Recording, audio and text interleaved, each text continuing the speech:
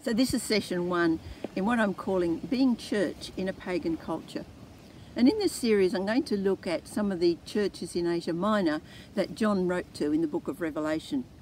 But to start with, I want to look at a little bit about Jesus' disciples and the culture that they lived in. Now, Jewish people lived in community. They had extended family groups and their whole society was based on community.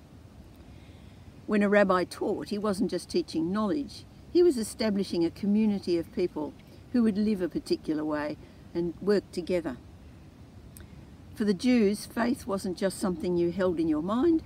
Faith was a commitment to action. Now, Jesus knew that his followers were going to go out into a world that would think and act very differently from what they were used to. So to prepare them, he took them to the very north of Israel to a place called Caesarea Philippi. This was a place that was quite disgusting to the Jews because it was very pagan. It had always been an area of pagan worship because it was a very fertile area, but it was also one of the main sources of the Jordan River. In 330 BC, Alexander the Great established a shrine to the god Pan, and Pan was a pretty disgusting god. He's half goat, half man, but he was the god of fertility.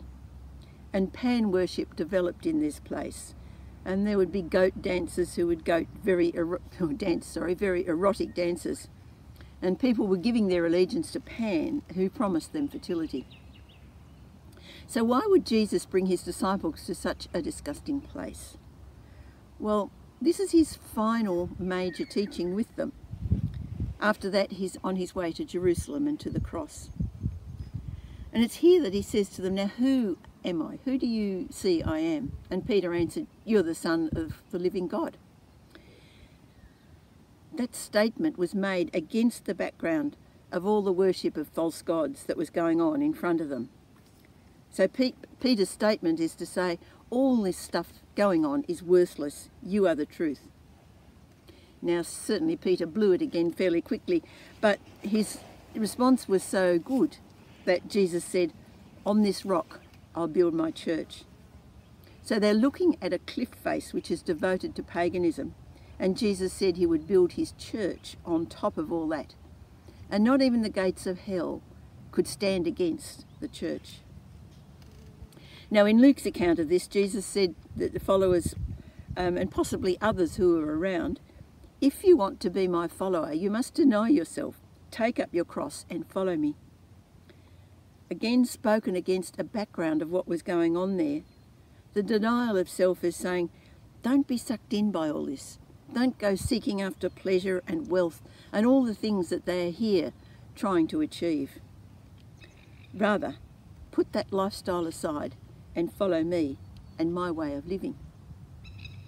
And then he added, if anyone is ashamed of me and my words, the Son of Man will be ashamed of him when he comes in glory. And that's a call to us to be proud to speak up for Jesus. We shouldn't try to hide that we believe in him in case we get scoffed at, laughed at, whatever. Remember, when Jesus left his followers, he promised them the Holy Spirit, and he sent his Holy Spirit. That's his strength and his words. He told them to go into the world and make disciples. And he taught them that all you need is as much faith as a tiny little mustard seed, and that was enough for God to do amazing things through them.